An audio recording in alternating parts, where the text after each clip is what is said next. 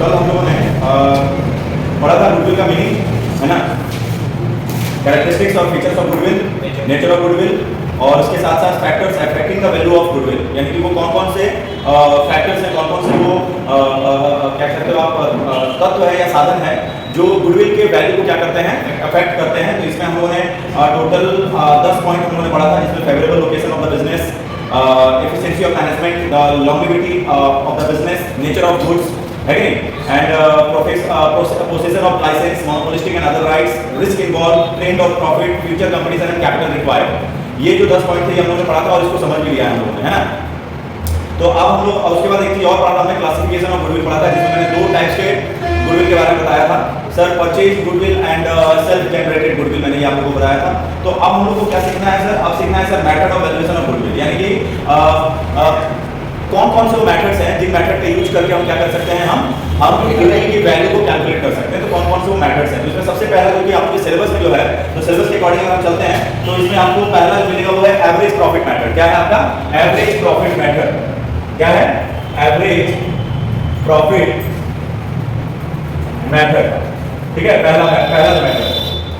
दूसरा जो हमारा मेथड है वो है सुपर प्रॉफिट मेथड। क्या है सुपर प्रॉफिट मेथड। तो आज वाले क्लास में हम यही सीखेंगे, बात समझ आ रहा है कि नहीं? आज वाले क्लास में हम ये तीनों मेथड को खत्म करेंगे, क्लियर करेंगे, ये तीनों मेथड से रिलेटेड जो क्वेश्चन है उसको भी सॉल्व करेंगे, ठीक है। और तीसरा है कैपिटलाइजेशन मेथड, तीसरा हमारा है कैपिटलाइजेशन मेथड, ओके। तो ये 3 मेथड आज हम क्या करेंगे, कंप्लीट करेंगे 3 मेथड, ठीक है। और इन तीनों में हम लोग क्लियर कर लेंगे कि किस तरह से हम लोग तीनों मेथड से क्या कर सकते हैं, गुडविल की वैल्यू को कैलकुलेट कर सकते हैं, ठीक है। तो कल हम लोगों ने क्या सीखा था, कल हम लोगों ने ये सीखा था कि गुडविल होता क्या है ना, गुडविल की कैरेक्टरिस्टिक्स, गुडविल का नेचर, ये सारी चीजों को सीखा था। अब हम उसी गुडविल को कैलकुलेट करना सीखेंगे, ठीक है। सबसे पहला मेथड जो है हमारा एवरेज प्रॉफिट मेथड। सर ये मेथड है, होता क्या है और इस मेथड में हम गुडविल को कैसे कैलकुलेट करते हैं इस मेथड से, वो समझते हैं पहले। तो देखिए सबसे पहले आपको करना क्या होता है कि सर एवरेज प्रॉफिट मेथड जो है, देखो जो नाम है इसका उसी से आपको समझ में आ रहा है कि सर इस मेथड का इस्तेमाल कैसे किया जाता होगा। हम लोग सबसे पहले क्या करते हैं सर, एवरेज प्रॉफिट को निकाल लेंगे। क्या निकाल लेंगे, एवरेज प्रॉफिट को निकाल लेंगे। बात समझ आ रहा है कि नहीं आ रहा? एवरेज प्रॉफिट को निकालने के बाद सर उस प्रॉफिट में जो नंबर्स ऑफ ईयर्स परचेज दिया होगा, हमें क्या दिया होगा, नंबर ऑफ ईयर्स परचेज। बात समझ आ रहा है कि नहीं आ रहा? हमें क्वेश्चन में जो दिया होगा उससे मल्टीप्लाई करेंगे तो हमारा क्या निकल करके आएगा सर, हमारा एवरेज प्रॉफिट निकल करके आएगा, ठीक है। सो एवरेज प्रॉफिट क्या है sir, this is a very simple and widely followed method. क्या बोला है सर, ये काफी सरल और एक ऐसा मेथड है जो मैक्सिमम लोगों के द्वारा क्या किया जाता है, गुडविल को कैलकुलेट करने के लिए इस मेथड का इस्तेमाल किया जाता है। मतलब अधिकतर लोग जो है अधिकतर समय आप देखोगे कि गुडविल का वैल्यू करने के लिए इसी मेथड या इसी विधि का इस्तेमाल क्या किया जाता है, ठीक है।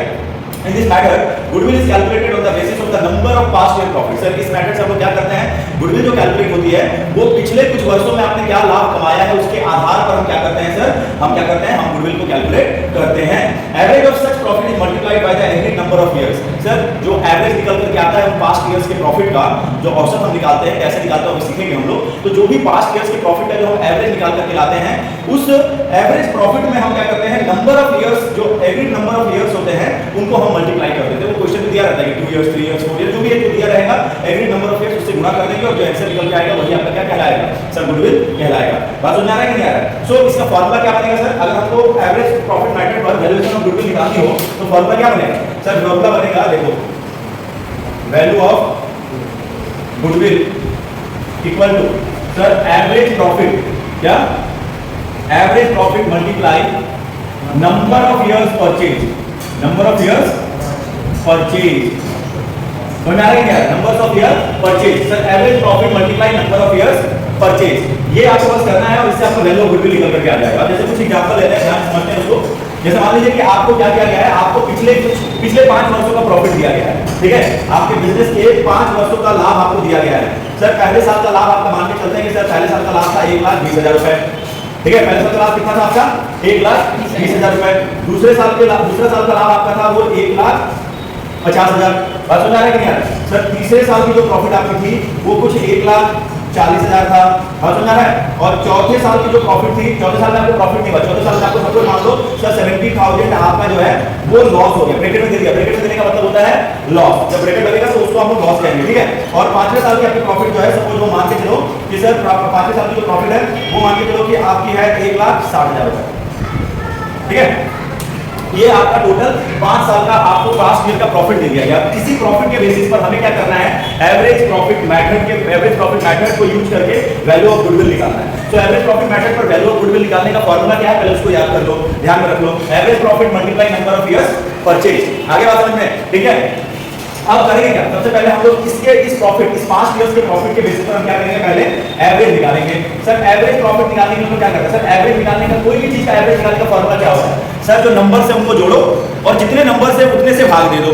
बात समझ आ रहा है कि नहीं आ रहा है? तो उसको हम लोग क्या कहेंगे सर, उसको कहेंगे औसत, है ना। औसत के लिए हम क्या करते हैं सर, वैसे नॉर्मली सर किसी भी चीज का औसत निकालने के लिए हम 2 से गुणा करते हैं, सॉरी 2 से भाग देते हैं सर उसको। बात समझ आ रहा है कि नहीं? तो सर 2 से अगर डिवाइड करते हो तो एवरेज निकलता है। बट यहाँ पर सर एवरेज निकालने का तरीका क्या है, नंबर ऑफ ईयर्स।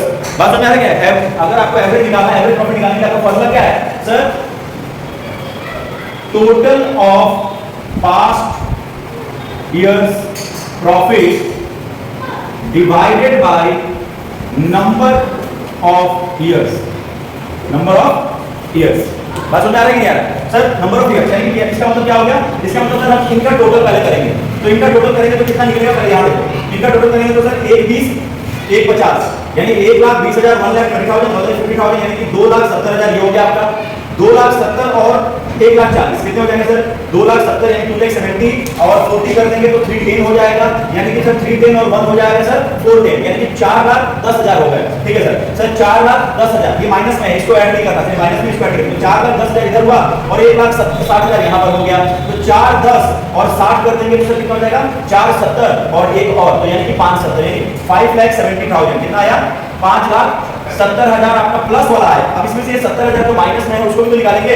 तो माइनस क्या कर देंगे आप, 70,000 कर देंगे इसमें से। तो कितना बचा आपका, 5 लाख यानी कि प्रॉफिट कितने की हुई है आपको, 5 ईयर्स में प्रॉफिट कितने की हुई है, 5 लाख रुपए की प्रॉफिट हुई। तो टोटल ऑफ 5 ईयर प्रॉफिट कितना हो जाएगा आपका, 5 लाख डिवाइडेड बाय, बात समझो सर, डिवाइडेड बाय सर कितना, नंबर ऑफ ईयर्स। तो नंबर ऑफ ईयर्स कितने साल का प्रॉफिट दिया हुआ है, 5 साल का, 1 2 3 4 5। तो हम यहाँ पे क्या करेंगे सर, 5 से इसको भाग दे देंगे, 5 से भाग देंगे तो ये इससे डिवाइड होगा सर, कितना हो जाएगा, 1 लाख रुपए एवरेज प्रॉफिट आ जाएगा। मतलब कि हमने 1 साल में औसतन 1 लाख रुपया क्या किया है, हमने कमाया है। बात समझ आ रहा है? अब हमको ये सर एवरेज प्रॉफिट निकला, हमें क्या निकालना है, वैल्यू ऑफ गुडविल निकालना है। तो आप वैल्यू ऑफ गुडविल निकालने का हम क्या करते हैं सर, एवरेज प्रॉफिट। तो एवरेज प्रॉफिट कितना आया सर, एवरेज प्रॉफिट आया 1 लाख।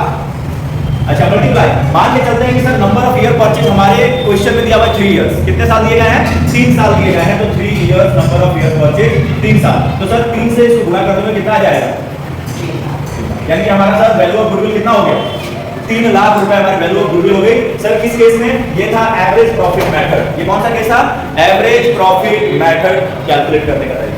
ये बेसिक तरीका है। अब इसमें कुछ एडजस्टमेंट भी आता है, जैसे मान लो कि कुछ ईयर्स में एडजस्टमेंट भी करना पड़ता है। जैसे मान लो कि 1,20,000 दिया है, इसी में कुछ एडजस्टमेंट भी दे दिया। जैसे बोल दिया कि सर इसमें सर आपने कोई कुछ प्रॉफिट किया है, कुछ लॉस किया है, कुछ एबनॉर्मल प्रॉफिट किया है, एबनॉर्मल गेन किया, तो वो उस तरह से कैसे एडजस्ट होगा वो सीखना है। तो ये बेसिक तरीका है। ये क्या है सर, एवरेज प्रॉफिट मेथड में वैल्यू ऑफ गुडविल को निकालने का क्या है, एकदम बेसिक तरीका है, एकदम बेसिक तरीका है। बात समझ आ रहा है कि नहीं आ रहा है? ठीक है, अब इसका कुछ एडजस्टमेंट वाला तरीका आपको बताऊंगा मैं, पहले इसको नोट करो। ये नोट कर लो, अगर नोट करना है तो नोट कर सकते हो। हाँ नोट कर लिए?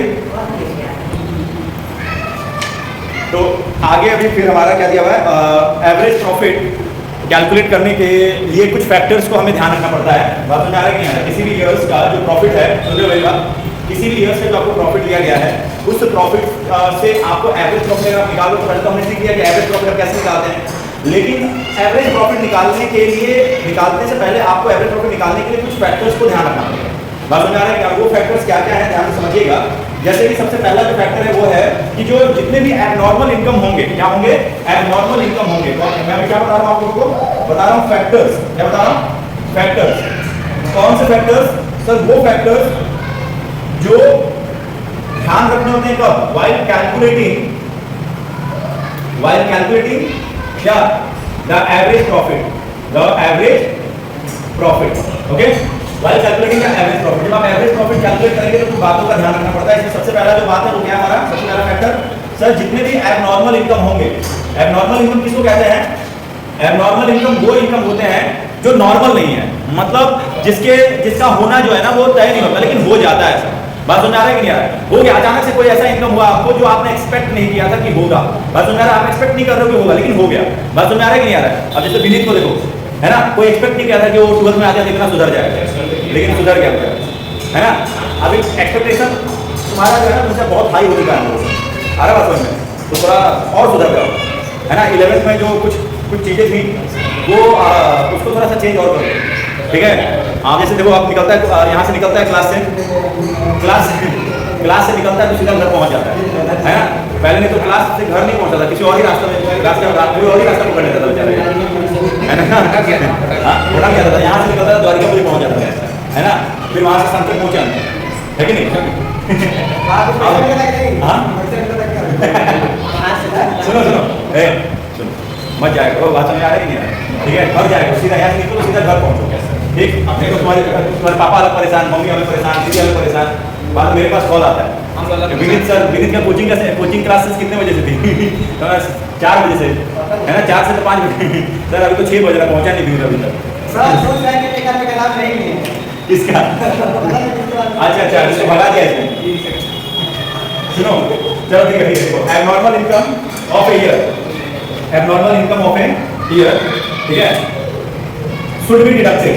क्या करेंगे सर, इसको हम डिडक्ट करेंगे, शुड बी बात नहीं करना है, should be deducted out of the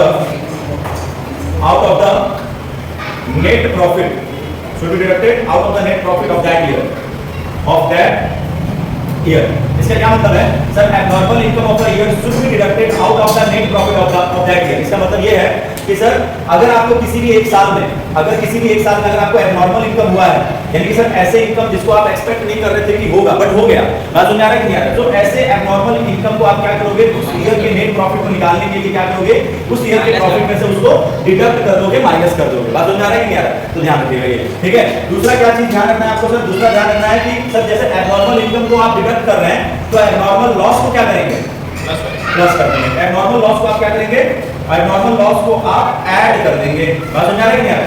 abnormal income क्या कर रहे हो, डिडक्ट कर रहे हो, एबनॉर्मल लॉस क्या करोगे, ऐड कर दोगे, समझ आ रहा है कि एबनॉर्मल लॉस क्या होता है सर ऐसा लॉस जिसका लॉस उसको भी आप एक्सपेक्ट नहीं कर रहे थे कि हो जाएगा बट हो गया। अब जैसे मान लो सर चोरी हो जाना, ये कोई एक्सपेक्ट नहीं कर रहा होता कि चोरी हो जाएगा बट हो जाता है, बात समझ आ रहा है।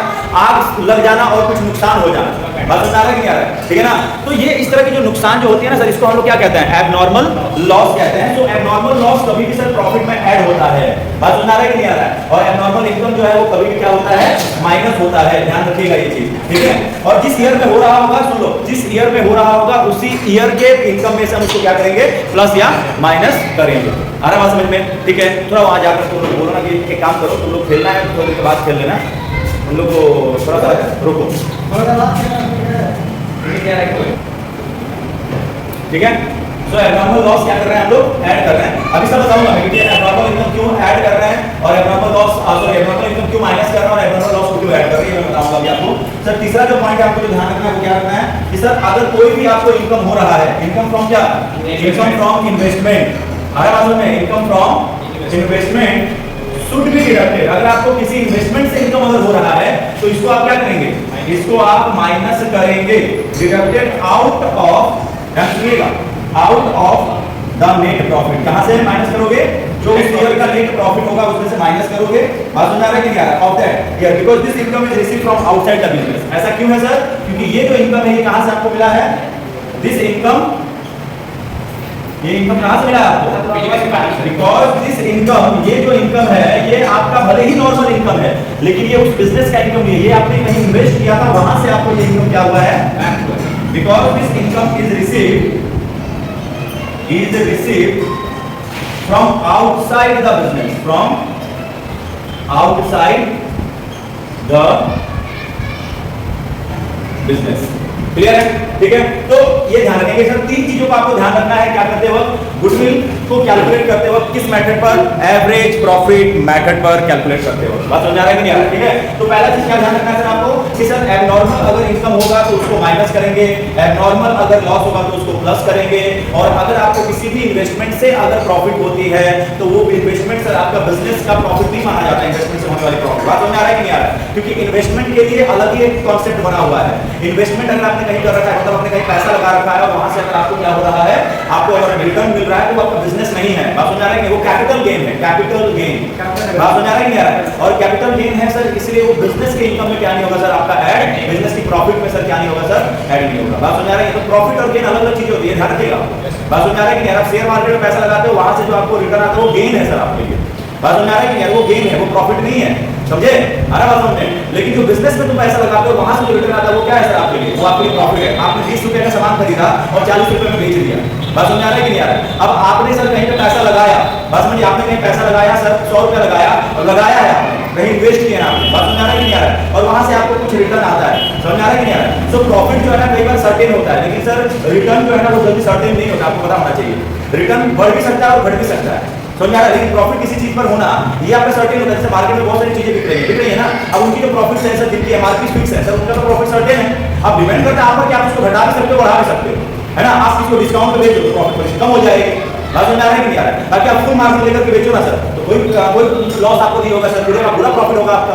बात समझ आ रहा है कि नहीं आ रहा है? बट रिटर्निंग वाला जो केस होता है ना सर, वहां पर मतलब क्या होता है कि जब इन्वेस्टमेंट वाला केस आता है तो वहां रिटर्न पे डिपेंड करता है कि सर जितना लाभ किसको होगा, जिसको आपने पैसा दिया है उसको लाभ होगा, तो उसी हिसाब से आपको जो क्या करेगा, रिटर्न देगा। समझ आ रहा है? तो कभी भी ध्यान रखिए कि सर इन्वेस्टमेंट से होने वाला जो भी प्रॉफिट है वो कभी भी माइनस किया जाता है। इसका रीजन सिंपल है, क्योंकि इन्वेस्टमेंट से होने वाला इनकम जो है वो बिजनेस इनकम नहीं है, वो बिजनेस के बाहर का इनकम माना जाता है। अरे बात समझ में? अच्छा, अब सवाल ये था ना हमारे दिमाग में कि सर इनकम यहाँ पर बोल रहा है तो इनकम को हम क्यों माइनस कर रहे हैं? इनकम को तो सर प्रॉफिट में ऐड करना चाहिए। एक बात ये तो समझो सर, इनकम के साथ यहाँ पर आपको क्या कह रहा है, एबनॉर्मल। अच्छा सर बात समझो, जो सर हम प्रॉफिट निकालते हैं वो प्रॉफिट कौन सी होती है, वो नॉर्मल प्रॉफिट होती है। कौन सी प्रॉफिट होती है? नॉर्मल लाभ, नॉर्मल प्रॉफिट, जो हमें पता है कि होने वाला है या जो होगा। बात समझ आ रहा है कि नहीं आ रहा है? अब इसीलिए नॉर्मल प्रॉफिट में से एबनॉर्मल प्रॉफिट को हटा दिया जाता है, नॉर्मल इनकम को हटा दिया जाता है। क्यों? क्योंकि सर कभी भी ध्यान रखिए कि अगर आपके प्रॉफिट में एबनॉर्मल प्रॉफिट भी इंक्लूड है तो वो प्रॉफिट आपके कैलकुलेशन को गड़बड़ कर सकता है। कारण क्योंकि सर एबनॉर्मल इनकम ऐसा इनकम है जो रेगुलर नहीं होता, कभी एक बार आपको हो गया सो हो गया। जैसे अचानक से आपकी चीज का डिमांड मार्केट में बढ़ गया, जैसे एग्जांपल आपने क्या किया था, आपने कोई चीज बहुत बल्क क्वांटिटी में आपने खरीद लिया था, ठीक है? आपने बल्क क्वांटिटी, ध्यान समझना मैं क्या कह रहा हूं सर, आपने बल्क क्वांटिटी में खरीद लिया था बहुत सारी चीजों को, ठीक है? और वो चीज का मार्केट में शॉर्टेज हो गया, अब आप ही के पास सिर्फ अवेलेबल है। बात समझ आ रहा है कि नहीं आ रहा है? अब सिर्फ आपके पास अवेलेबल है, ठीक है? 2-4 दिन तक मार्केट में शॉर्टेज रहा, लेकिन आपने क्या किया, आपने पहले ही बहुत सारा खरीद करके रख लिया था आपने उस चीज को। अब आप ही के पास मार्केट में अवेलेबल है, तो आप देखिए अरे भाई जो भी कस्टमर है मेरे पास आ रहा है, मार्केट पूरा पता करते हो, देखो मार्केट में पूरा शॉर्टेज है, एक काम करो चलो इसको थोड़ा हाई दाम पर बेचना स्टार्ट करो, क्योंकि डिमांड बढ़ रहा है इतना, तो लोग मांग रहे हैं, काम करो थोड़ा सा हाई प्राइस में सेल करना शुरू करो। अब सर वो लाभ आपको हुआ कि नहीं हुआ? हुआ, लेकिन वो क्या हमेशा होगा? नहीं होगा। तो सर जो हम लोग प्रॉफिट यहाँ पर लेते हैं एवरेज प्रॉफिट, वो हम वो प्रॉफिट लेते हैं जो नॉर्मल प्रॉफिट होती है। समझ आ रहा है कि नहीं आ रहा है? तो इसीलिए अगर आपके प्रॉफिट में एबनॉर्मल प्रॉफिट अगर ऐड है तो उसको क्या करना है, आपको माइनस करके चलना है। और दूसरी तरफ अगर आपका सर एबनॉर्मल लॉस हुआ है तो उसको नॉर्मल प्रॉफिट में क्या करेंगे सर, ऐड करके चलेंगे। माने क्योंकि लॉस को लिया जाता है, लॉस को हम लेकर के चलते हैं अपने बिजनेस में, चाहे वो नॉर्मल हो चाहे वो एबनॉर्मल हो। लॉस हमारा हमेशा मान करके चलेंगे कि लॉस हुआ है, तो इसलिए लॉस को ऐड करके जाता है। लेकिन जो प्रॉफिट हुई है एबनॉर्मल वो हमेशा नहीं होगी सर। बात समझ आ रहा है कि नहीं आ रहा है? वो कभी कभार हो गया, लेकिन नॉर्मल प्रॉफिट आपका हमेशा होना है। जैसे मेरी प्रॉफिट 10,000 है तो 10,000 हमेशा होगी, ये हम मान के चलते हैं कि 10,000 को ऊपर थोड़ा बहुत इधर होगा, लेकिन कुछ अचानक से लाभ अगर आपका बढ़ जाए, अचानक से आपको लाभ हो जाए किसी चीज पर, समझ आ रहा है कि नहीं आ रहा है? तो वो सर एबनॉर्मल प्रॉफिट कहलाता है और उसको कभी ऐड नहीं किया जाता, उसको हमेशा हम माइनस करके चलते हैं। बात समझ आ रहा है कि नहीं आ रहा है? ठीक है, तो ये चीज ध्यान रखिएगा, क्लियर? तो ये कुछ फैक्टर्स हैं जिनको आपको क्या करना पड़ता है, ध्यान में रखना पड़ता है। क्या कैलकुलेट करते वक्त, आपको एवरेज प्रॉफिट कैलकुलेट करते वक्त। तो इसके क्वेश्चन दिए गए हैं। अब जैसे इसका क्वेश्चन दिया हुआ देखिए, क्वेश्चन नंबर पेज नंबर 2.7 में देखिए, क्वेश्चन नंबर 3 2.7 में क्वेश्चन नंबर 3 दिया हुआ, देख रहे हो? बस उसी टॉपिक के नीचे मेरा नहीं मेरा उसमें क्या है, क्वेश्चन क्या है हमारा? क्वेश्चन है sir calculate goodwill of the firm on the basis of 3 years. कह रहा है, सुन लो ध्यान से, आपको कह रहा है कि सर 3 साल के आधार पर 3 साल के आधार पर 3 इयर्स परचेज के बेसिस पर आपको क्या करना है सर, आपको वैल्यू ऑफ गुडविल कैलकुलेट करना है और 5 साल की आपको प्रॉफिट दी गई है, 5 इयर्स की प्रॉफिट दी गई है और नीचे कुछ एडजस्टमेंट दिया गया है। देख रहे हो एडजस्टमेंट दिया गया, नहीं दिया गया? पहला एडजस्टमेंट क्या कह रहा है, कह रहा है 1 जनवरी 2016 है ना, a fire broke out which resulted into a loss of goods of ₹3 lakh. Sir आग लगने के कारण जो सामान हमने खरीद रखा था उसमें 3 लाख रुपए का नुकसान हो गया और हमने क्या किया, हमने क्लेम किया तो हमें 70,000 रुपए क्या हुआ, इंश्योरेंस कंपनी से प्राप्त हो गए। समझ आ रहा है कि नहीं? हमने जब क्लेम किया तो हमें 70,000 रुपए क्या हुआ, इंश्योरेंस कंपनी से प्राप्त हो गया। क्लियर? दूसरा पॉइंट क्या कह रहा है, during the year ended 31 March 2018, sir 31 मार्च 2018 को a firm received an unexpected tax refund of 80,000। मतलब फर्म ने क्या किया, जो भी टैक्स पे किया था ना, सरकार ने उसमें से 80,000 रुपए उसको वापस कर दिए। टैक्स का। अब अनएक्सपेक्टेड वो सोच ही नहीं पाया कि अब मैंने तो गवर्नमेंट को टैक्स पेड कर दिया था, बाद में गवर्नमेंट उसको 80,000 टैक्स का वापस कर दिया। अनएक्सपेक्टेड प्रॉफिट हुआ कि नहीं हुआ सर? हुआ ना सर, जो आपको सोच के चल ही रहा था कि होगा, लेकिन हो गया। ठीक है, तो अब हमें इसी को एडजस्ट करते हुए क्या करना है, हमको सर इस क्वेश्चन को सॉल्व करना है। बात समझ आ रहा है कि नहीं? ठीक है, तो चलिए स्टार्ट करते हैं। अभी इस क्वेश्चन को लिख लेते हैं थोड़ा सा शॉर्ट में, यहाँ पर ये हम कर रहा हूँ। ठीक है,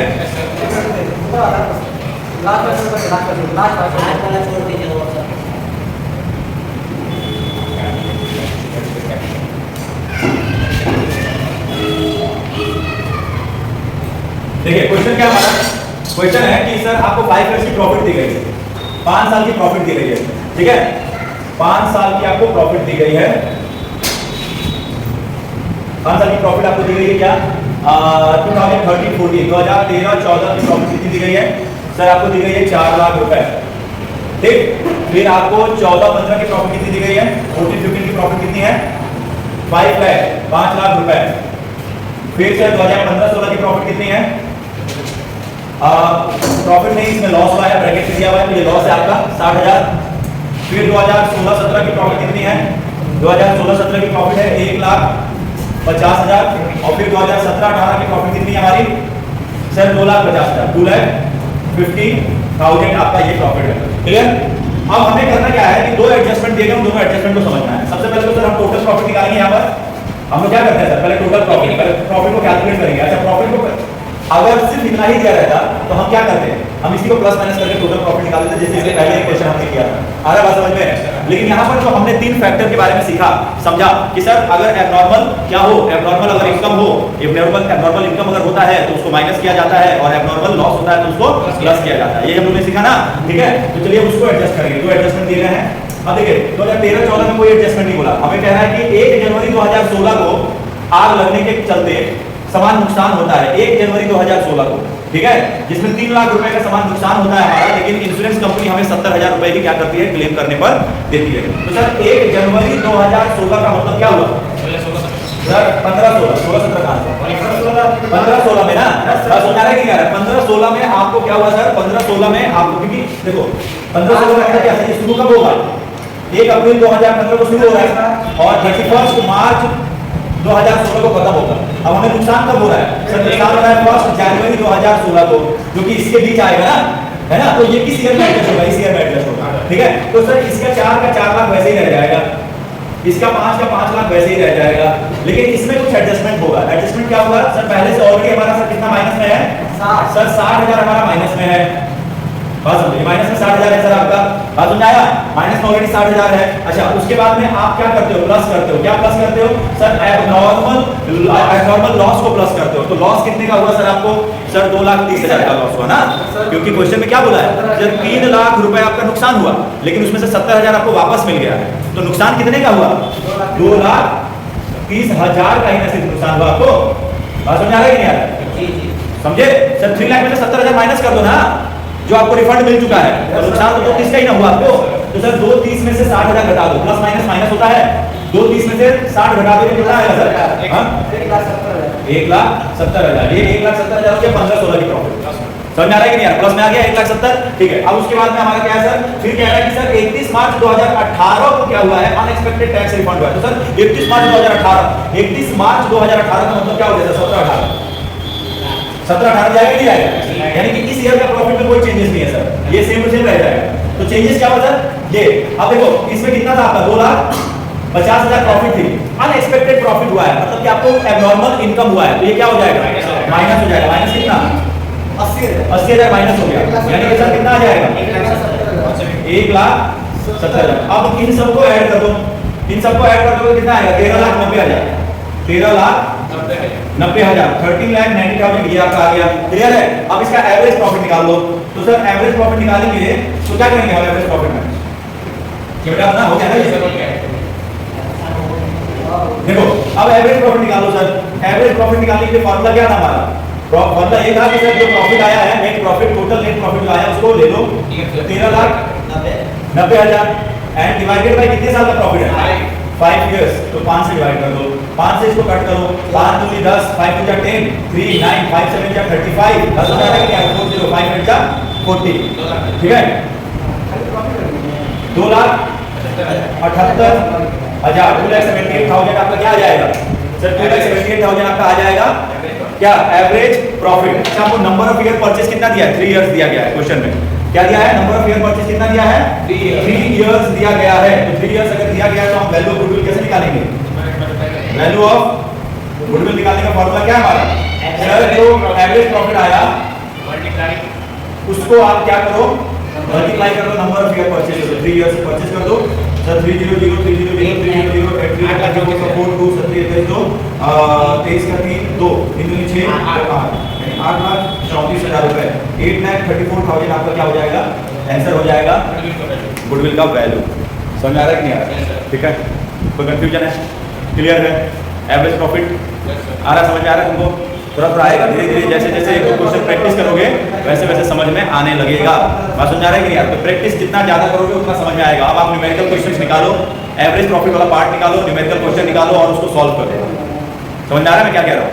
पीछे प्रैक्टिकल क्वेश्चन दिया गया है, हाँ प्रैक्टिकल का जो क्वेश्चन दिया गया है प्रैक्टिकल क्वेश्चन निकालिए और आप लोग सॉल्व करेंगे। ठीक है, जितना प्रैक्टिस करोगे उतना जल्दी क्लियर होगा। ये है कुछ नहीं, थोड़ा सा दिमाग लगाना है, दिमाग लगाओगे हो जाएगा, बहुत आसान है। ठीक है, तो आज हमने एवरेज प्रॉफिट पढ़ लिया। अब नेक्स्ट क्लास में हम लोग क्या पढ़ेंगे? अगला सुपर प्रॉफिट पढ़ेंगे और टाइम रहा तो उसी में हम लोग कैपिटलाइजेशन मेथड भी पढ़ लेंगे। समझ आ रहा है कि नहीं आ रहा है? आज इसको कंप्लीट करो, आज इसको कवर करो, इसको पूरा खत्म करो। ठीक है, तो नेक्स्ट क्लास में मैं पढ़ाऊंगा तुम लोगों को। नहीं अभी सॉल्व करो तुम लोग, अभी तुम लोग यहाँ पे सॉल्व करो। ठीक है, सॉल्व करके जाना है घर, बिना सॉल्व के घर नहीं जाना है। ठीक है, चलो।